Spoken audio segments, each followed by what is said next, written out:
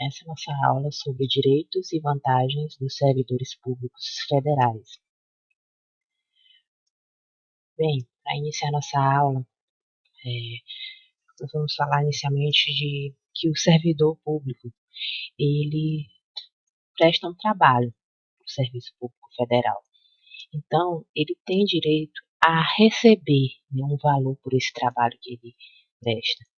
Então, nós vamos começar com a diferenciação entre vencimento e remuneração. Vencimento é um valor fixo pago ao servidor pelos trabalhos prestados. A remuneração é um valor que tem a parcela vencimento como um dos fatores, ou seja, a remuneração é o vencimento mais as vantagens pecuniárias permanentes, certo? A súmula vinculante 16 de 2009 fala que a remuneração ela não pode ser menor que o salário mínimo. E a súmula vinculante de número 15 de 2009 fala que caso o vencimento não atinja o valor do salário mínimo, vai ser acrescido a ele o abono, e quaisquer acréscimos posteriores irão incidir somente sobre o vencimento e não sobre a soma vencimento mais abono. Então, esses valores que são recebidos pelo servidor, que é a remuneração dele, vencimento e remuneração, eles recebem uma proteção, né, de acordo com a Lei 8.112, que fala que a regra é que esse valor que é recebido pelo servidor, ele não pode haver sobre ele arresto, nem sequestro, nem penhora, em relação nem ao vencimento, nem à remuneração, salvo o arresto e a prestação e a penhora, se for o caso para pagar a pensão alimentícia, né? Outra proteção ao vencimento e à remuneração é a impossibilidade de desconto, né? Não se pode descontar sobre eles. Somente em 3 casos: é quando houver uma imposição legal, quando houver um mandato judicial ou quando o próprio servidor autorizar o desconto, né? Como, por exemplo, ele fizer um empréstimo no banco e o desconto para pagar esse empréstimo for feito em folha, né? Foi direto no salário dele. Então, essas são as situações. Então, aí fica reforçando mais uma vez a diferença entre vencimento e remuneração. O vencimento ele pode não chegar a ser um salário mínimo. A remuneração é o vencimento, que é um valor fixo, mais as vantagens pecuniárias, certo? Vantagens. A Lei 8.112, ela lista como vantagens do servidor público 3 tipos de vantagens, ela classifica, que são as indenizações, as gratificações e os adicionais. As indenizações, que ela fala, ela diz que elas não são submetidas a um teto, né? Elas não têm um valor máximo que o servidor possa receber de indenização. Não foi estabelecido isso, né? Certo? E essa lei 8.112, ela está defasada em relação ao teto, porque ela diz que não pode haver um teto, né? Mas a Constituição Federal, o artigo 37, o inciso 11º, ela diz que o teto é o que recebe o ministro do STF, certo?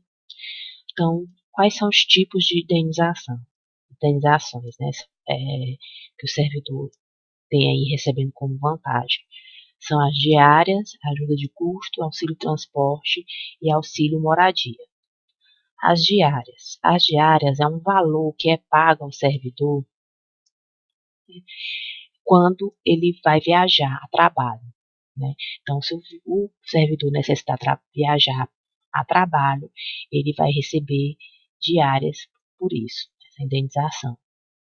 A ajuda de custo, ela é paga quando ocorre a remoção de ofício, né? O servidor ele vai ser removido, né, a interesse da administração, e essa ajuda de custo, ela tem a função de arcar com as despesas do servidor que ele vai ter com as mudanças, com a mudança, né? Diz que a ajuda de custo, a lei, ela diz que ela pode ser o equivalente de 1 a 30 dias da remuneração do servidor, certo? Se o servidor, destaca aqui na ajuda de custo, é que se o servidor vier a falecer no período dessa remoção, ele vier a falecer, né, nessa nova localidade para onde ele foi removido, a sua família ela pode receber essa ajuda de custo para retornar ao local de origem. Mas tem aí um porém, ela só vai poder receber se ela voltar, né, na data de até um ano do falecimento. Então, contando do falecimento do servidor, a família tem um ano para retornar e ter direito a receber a ajuda de custo que o servidor recebeu para ir até aquele local. O auxílio transporte. O auxílio transporte é um auxílio que serve para ajudar no combustível e na manutenção do carro, quando o servidor ele vai ter que utilizar, em situações que o servidor precisa utilizar o carro dele para trabalhar, né? E ele vai receber este valor, esse auxílio, pelo deslocamento efetuado por ele, né? Como se o trajeto, esse valor que ele vai receber é como se o trajeto fosse feito com um transporte coletivo. E o quarto último, a indenização, que é uma vantagem, né, é o auxílio moradia. O auxílio moradia é um tipo de indenização que não cabe a todos os servidores receberem esse auxílio, essa indenização, né? Ela é limitada a um grupo de servidores, né? Ela só pode receber auxílio moradia quem ocupa um desses 3 cargos que eu vou dizer agora, que é ministro de Estado, cargo em comissão e cargo de natureza especial, né? E ainda tem um detalhe, esses 3 cargos, eles só poderão receber auxílio moradia se, né, tem aí o se também, eles ocuparem, for para ocupar um destes cargos, o servidor ele tenha que se mudar de cidade, né? Então, se para ocupar o cargo ele precisa mudar de cidade, e se na cidade onde ele vai assumir o cargo ele não tenha nenhum imóvel ou não vá morar com alguém, nem vá morar com alguém que tenha imóvel na nova cidade. Aí só nessas condições que recebe o auxílio moradia. O auxílio moradia ele é pago por 8 anos a cada 12 anos. Então, cada 12 anos que a pessoa morar na cidade, ela tem direito desses 12 anos a receber durante 8 anos o auxílio moradia, certo? O valor pago deste auxílio é estabelecido pela lei como até 25% da sua retribuição no novo cargo. Então, mas o limite, o máximo que se pode chegar a esse auxílio moradia é até o valor de R$ 1.800. Outra vantagem, que a Lei 8.112 cita como vantagem do servidor público federal, são as gratificações. As gratificações elas são de 2 tipos, a gratificação por encargo de curso ou concurso e a gratificação natalina. A gratificação por encargo de curso ou concurso tem as situações aí que você pode receber essa gratificação. Elas são 4 situações. A primeira é se o servidor ele for atuar como instrutor em curso de formação, de desenvolvimento ou treinamento regularmente instituído no âmbito da administração pública federal. Então, para ser instrutor, o servidor for ser instrutor no âmbito da administração pública federal, ele tem direito a receber essa gratificação. A segunda situação que ele pode receber é se ele for participar de banca examinadora ou de comissão para exames, né? Se for participar de análise curricular, correção de provas discursivas, elaboração de questões e provas, ou para julgamento de recursos intentados por candidatos. Então, se ele for participar de numa banca ou examinadora, ou uma comissão que vai julgar exames, né, fazer análise de currículo, então ele também tem direito a essa gratificação. Terceiro é se ele vai participar da logística de preparação né, e de realização de concurso público, né. Se ele vai participar, né, da instituição que ele trabalha, estiver para desenvolver um concurso, vai realizar um concurso, e ele vai participar da questão da logística, do planejamento, ou ele vai coordenar, vai supervisionar, ou então ele vai participar da execução mesmo, ou no final da avaliação dos resultados, qualquer uma das atividades, né, relacionadas à realização desse concurso público, desde que, né, ele não, essas atividades elas não façam parte das suas atribuições permanentes, atribuições do seu cargo, porque se essas atividades já fizerem parte das atribuições permanentes do servidor, ele não vai receber essa gratificação, certo? E a quarta situação que ele pode receber a gratificação por encargo de curso em concurso é para participar da aplicação, fiscalização ou avaliar provas ou exames de vestibular ou de concurso público, né? Quando você ganha aí as fichinhas para ir trabalhar aplicar a prova, ou fiscalizar, né, ou coordenar um concurso, ou então vai supervisionar essas atividades, que é o coordenador, então você também recebe essa gratificação aqui, por encargo de curso ou concurso, direito. A outra gratificação é a conhecida de todos nós, que é a gratificação natalina, que é o nosso 13º servidor público, né, que é um dozeavo da remuneração dele de dezembro, e ela é paga até dia 20 de dezembro, certo?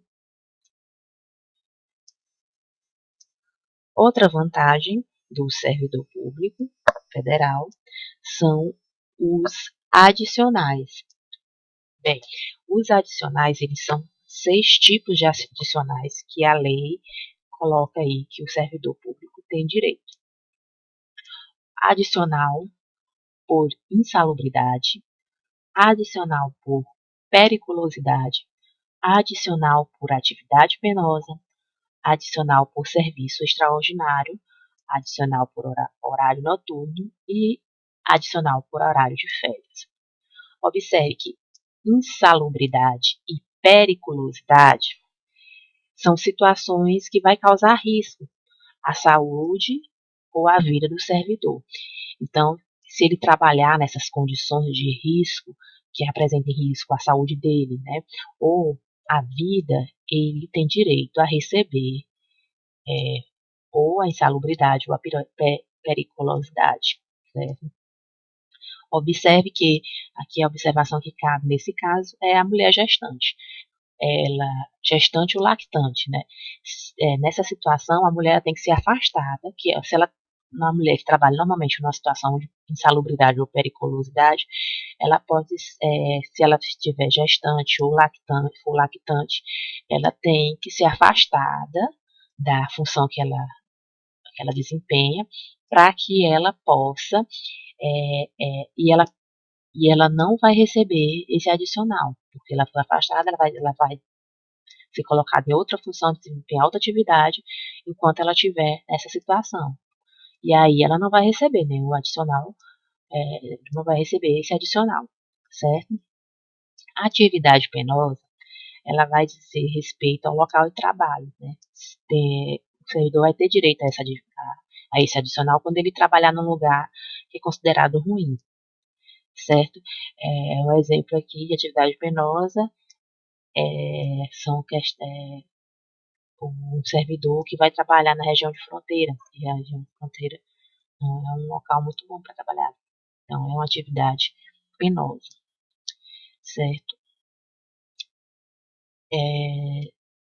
Esses outros 3 adicionais aqui, citados aqui abaixo, adicional por serviço extraordinário, adicional no horário noturno, adicional de férias, eles estão relacionados ao horário de trabalho.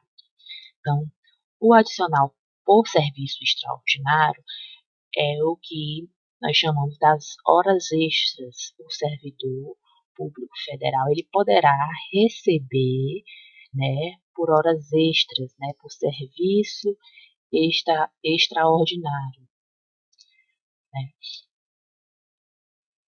E aí ele vai receber por essas horas extras nós temos aí as situações. Ele só pode trabalhar essas horas extras 2 vezes por 2 horas por dia, ou no início ou no fim, certo? E outra coisa, só é considerado hora extra se tiver uma ordem do superior dele. Se ele resolver por conta própria, sem ordem do superior, trabalhar mais 2 horas por dia, isso não será considerado hora extra, porque tem que ter um documento de ordem, né, do superior para ser considerado, para ser caracterizado o direito de receber esse adicional de serviço extraordinário. O valor que é pago nesse serviço extraordinário é um acréscimo de 50% em relação à hora trabalhada. Então, a hora trabalhada é X, ele vai receber X mais 50% em relação a essa hora. Aí será o valor da hora extra. O adicional noturno, horário noturno, significa que o servidor, ele que trabalhar no turno da noite, fará jus a um adicional. Então, quem trabalhar no período da noite, servidor público que trabalha no período da noite, ele tem direito a um adicional no salário dele. Esse adicional de horário noturno que é considerado noite, né? É o período que vai das 22 horas de um dia às 5 horas do dia seguinte. Aí é considerado. Se ele trabalhar dentro deste horário de 22 até as 5 horas do dia seguinte, ele tem direito desse adicional por horário noturno. E o adicional por horário de férias é as férias do servidor público federal. O servidor público federal, quando tira férias, ele tem direito a receber um valor que é 1/3 da sua remuneração, né? E aí ele é pago no período das férias. Falando em férias, vamos falar aqui delas, que também é um direito do servidor, que a cada 12 meses trabalhados ele vai ter direito a 30 dias de férias. Então, elas podem ser parceladas, né? Essas férias, o servidor pode parcelar ela em até 3 parcelas, né? 10, 10, 10.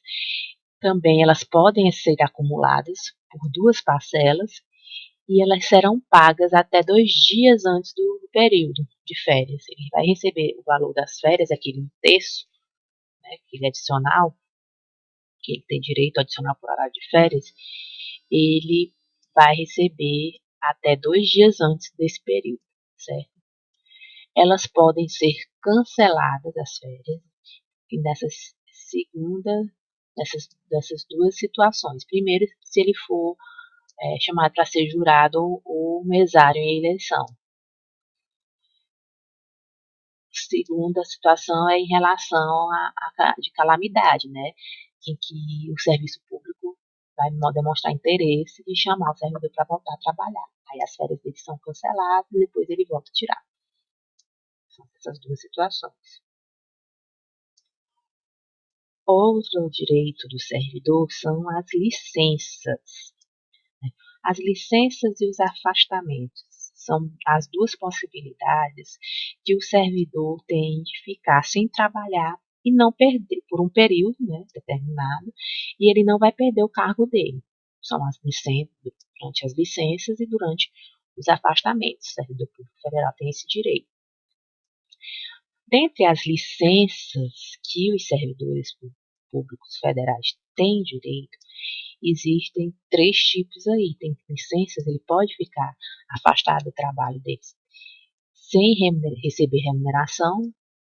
Ele pode ter uma licença, que hora ele vai, durante esse período da licença, durante um período ele vai receber a remuneração e durante outro período ele não recebe.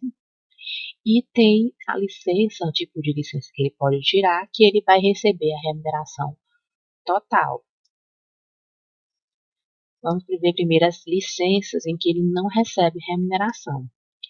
São 4 tipos. Primeiro, a licença para mandato classista, a licença para interesse particular, a licença para prestar serviço militar obrigatório e a licença para por conta do afastamento do cônjuge. São as 4 situações que ele não recebe remuneração.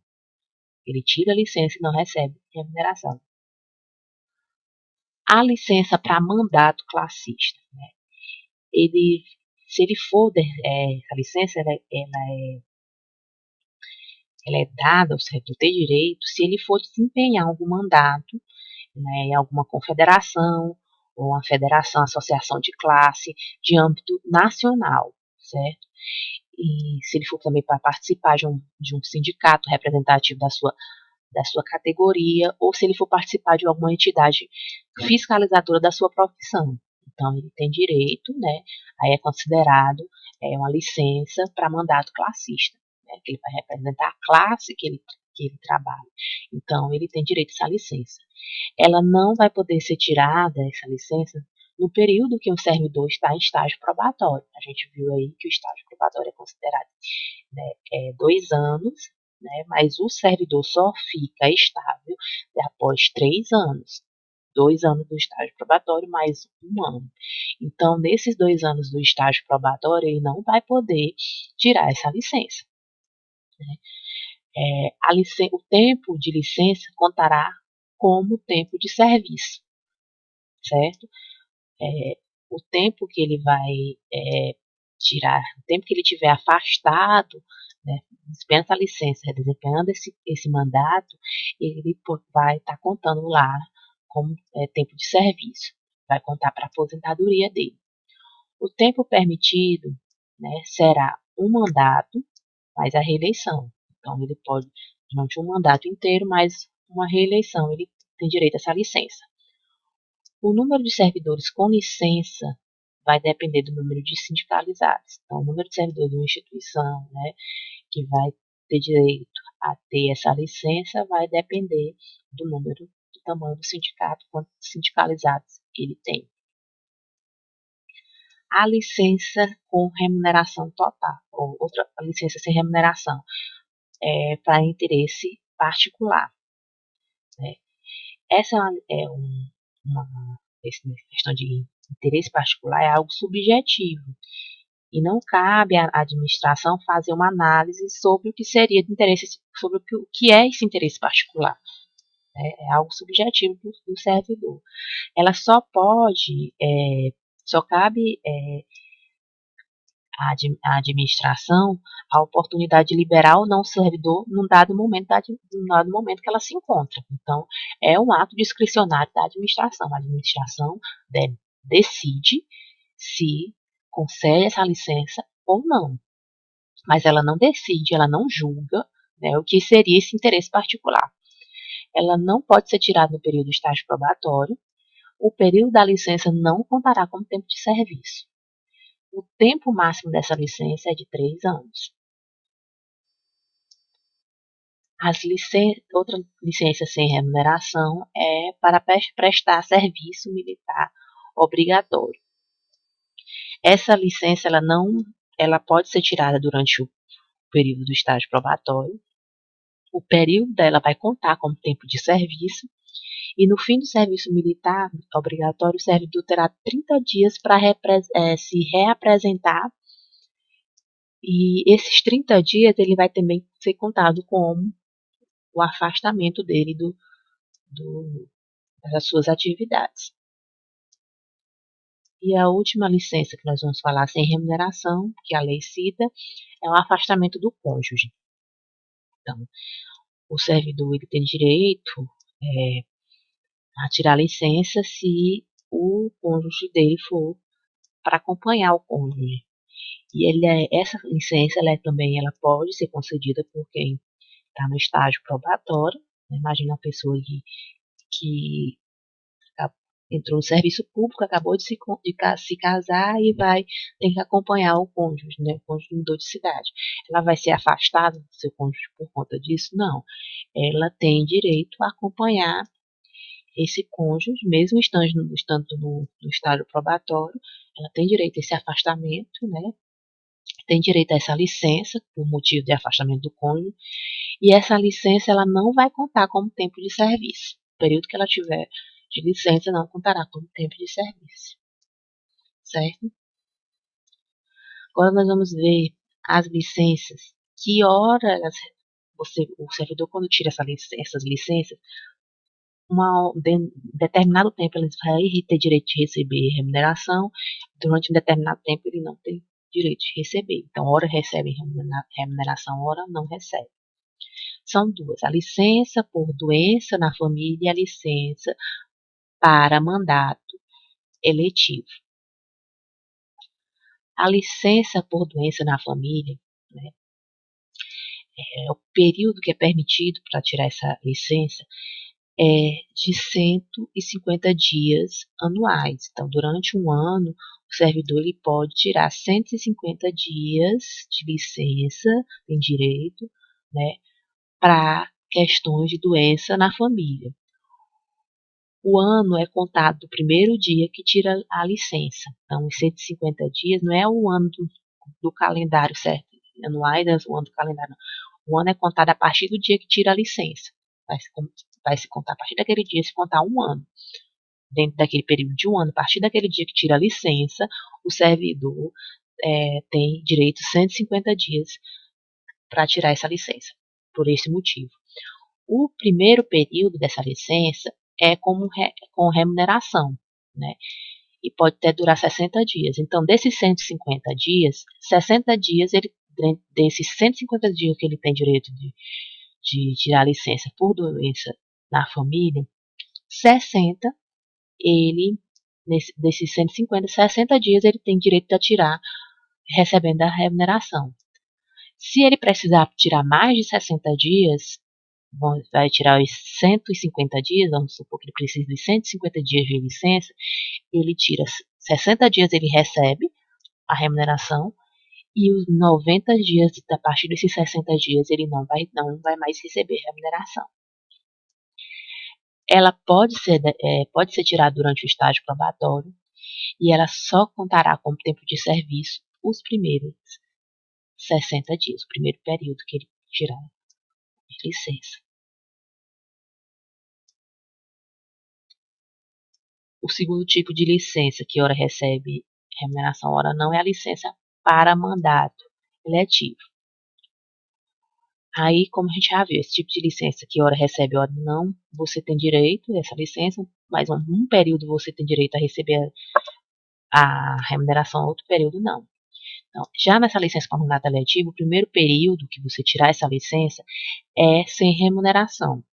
E o segundo é com remuneração. O primeiro período, ele vai durar da data da escolha do nome do servidor na convenção do partido até as vésperas do registro da sua candidatura. Esse primeiro período aí, né, lá onde o nome dele é escolhido lá na convenção do partido, até véspera do registro da sua candidatura, esse primeiro período aí ele fica sem remuneração. O segundo período conta do dia do registro, né, dia que ele foi registrado a candidatura, até a data do pleito. Desde que esse período ele não pode também ultrapassar a data do registro, até a data do pleito não pode ultrapassar 3 meses. Então ele vai, esses 3 meses, até 3 meses ele poderá, ele vai receber remuneração, tem direito à remuneração. Ela poderá ser tirada no período do estágio probatório. E só poderá ser contado como tempo de serviço o período em que ele está recebendo remuneração. Então, a característica dessas licenças, que você ora recebe remuneração, ora não, é que o período que você vai ter direito a receber remuneração é o período que vai contar como tempo de serviço. E a licença com remuneração total, onde você pode se afastar de suas atividades, né, por um tempo, não vai perder seu cargo e vai continuar recebendo sua remuneração. É a licença para capacitação. A cada quinquênio que o servidor está na administração federal, ele tem direito a se afastar, né, por 3 meses. Então, a cada 5 anos, ele tem direito a se afastar por 3 meses para fazer um curso de capacitação e aprimoramento. Então, é uma discricionariedade da administração, né? Então, a administração pode decidir se ela vai conceder ou não essa licença e conta como tempo de serviço. certo? Agora nós vamos falar, a gente falou aqui que a licença e os afastamentos são os tipos de quando o servidor pode se deixar de exercer sua função, né, de trabalhar por um período e ficar sem receber e não perder seu cargo.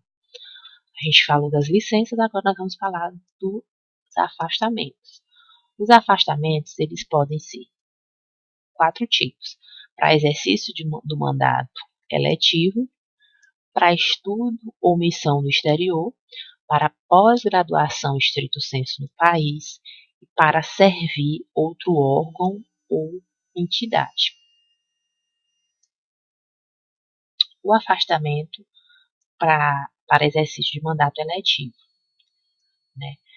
Então, para cumprir o mandato eletivo, né, o servidor, o federal, ele tem direito a se afastar, ele pode afastar. Então, esse afastamento pode acontecer também no período do estágio probatório e ele vai contar como tempo de serviço.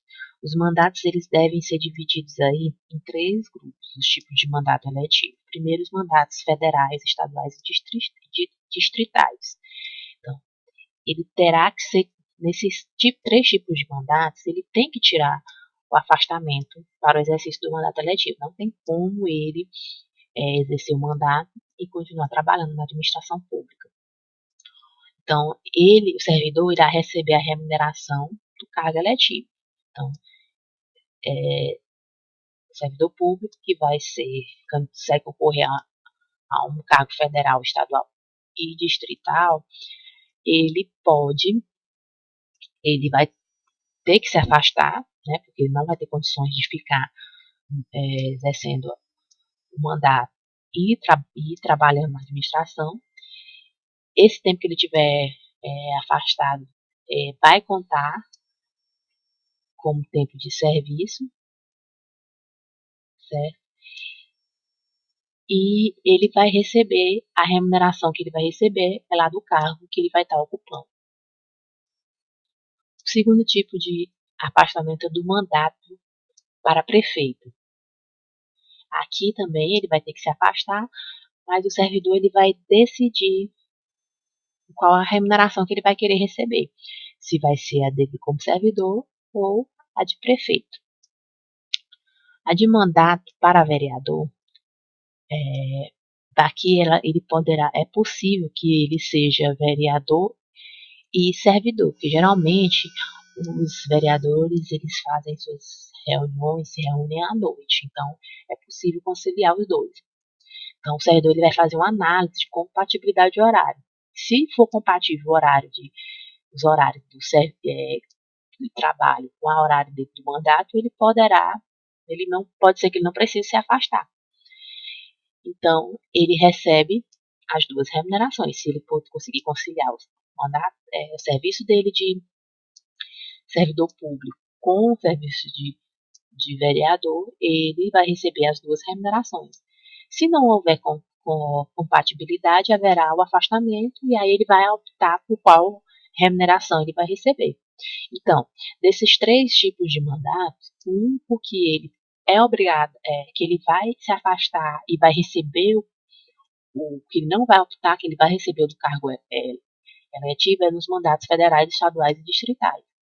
Para prefeito e para vereador, ele pode escolher qual remuneração, no caso de prefeito ou de vereador, ele pode acumular duas remunerações e ele pode, caso não dê para conciliar, ele pode escolher qual ele vai receber.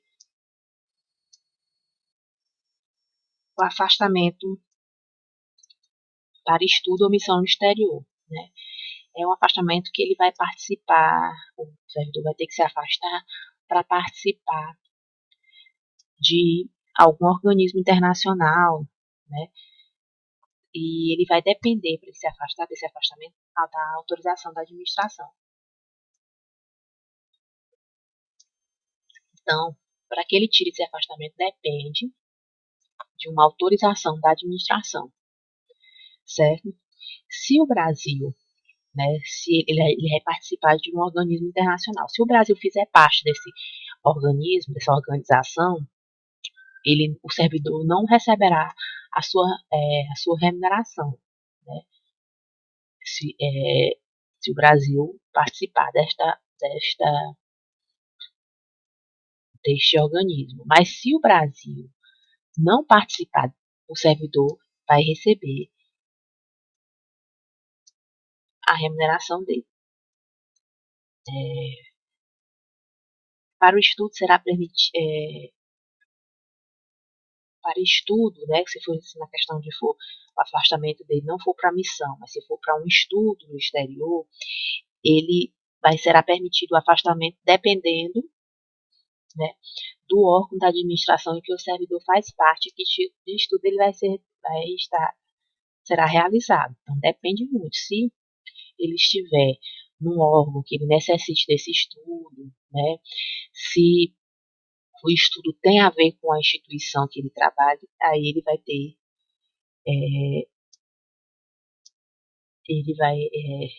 ter direito a se afastar. Então, a questão de estudo no exterior vai depender do órgão.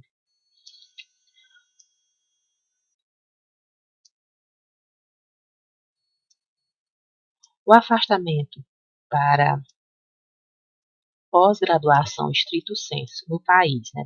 Ele vai fazer uma pós-graduação estrito sensu. É um mestrado, doutorado ou pós-doutorado. Ele precisa fazer, então ele tem direito a se afastar, né? E não é possível, esse tipo de afastamento, ele não é possível em estágio probatório, certo? E ele receberá a remuneração durante o afastamento dele, ele vai continuar recebendo a remuneração dele integral. Caso o servidor retorne ao trabalho sem o título, né, ele vai continuar recebendo, mas se ele voltar a trabalhar sem o título que ele saiu para receber, né, tendo título ou de mestre, ou de doutor, ou de pós-doutor, ele terá que devolver a remuneração que ele recebeu durante o afastamento. Certo? Sobre o afastamento para pós-doutorado, a Lei 12.269 de 2010 diz: o afastamento para realização de programas de pós-doutorado somente serão concedidos aos servidores titulares de cargo efetivo no respectivo órgão ou entidade há pelo menos 4 anos, incluído o período de estágio probatório, e que não tenham se afastado por licença para tratar de assuntos particulares ou com fundamento neste artigo, nos 4 anos anteriores à data da solicitação do afastamento. Então, quando é para pós-doutorado, essa lei não coloca aí que ele só pode, depois de 4 anos, né, é, pelo menos que ele seja efetivo há pelo menos 4 anos, e também se ele não tivesse afastado nesses 4 anos. E tem um afastamento para servir outro órgão ou entidade, né? Esse afastamento é quando o servidor é convidado a ser cedido para outro órgão ou entidade. Aí também tem direito a esse afastamento. Outro direito do servidor são as concessões, né? Concessões, elas são situações em que a administração permite que o servidor fique fora sem cortar sua remuneração, né? Ele vai ficar fora sem cortar a sua remuneração. E as situações de concessões aí são essas daí. Primeiro, um dia, ele tem direito ficar fora durante um dia, quando ele doar sangue, para doar sangue. 2 dias para o título de eleitor. 8 dias para casamento ou para falecimento de questão de falecimento de familiares. Tem direito ao horário especial para servidores doentes ou com parentes doentes. Ele tem direito a horário especial para servidores que estão estudando, né? Se ele está estudando, ele tem direito a esse horário especial. a diminuir o horário dele para adaptar ao horário de estudo, e o horário especial para servidores que estão exercendo curso ou concurso. Se eles estão trabalhando no curso ou no concurso, ele tem direito a um horário especial para poder desempenhar essas atividades, certo? Direito de petição. Então, todo é assegurado ao servidor o direito de requerer, né, defesa de direito ou interesse legítimo. Então, ele é o direito dele solicitar, dele requerer, né, aos poderes públicos a defesa dos direitos ou os interesses dele. Então, ele tem direito a isso, ele tem direito a fazer requerimento, a solicitar. Né? Ele pode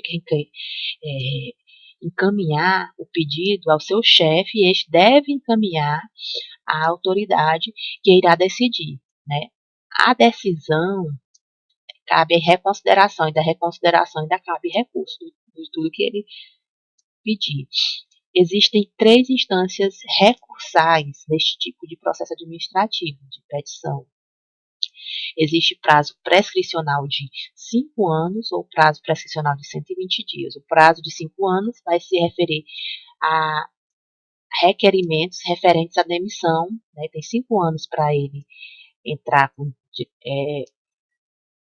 a defesa do direito dele. Né?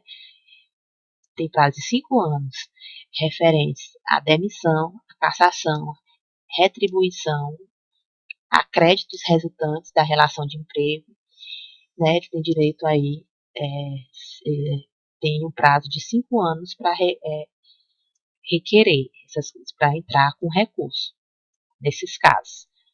Ele tem direito.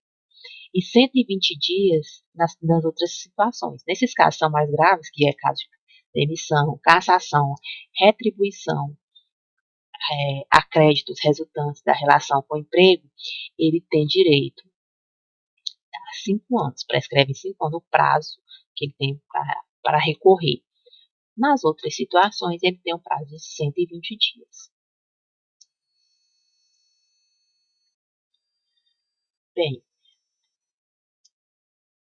essa foi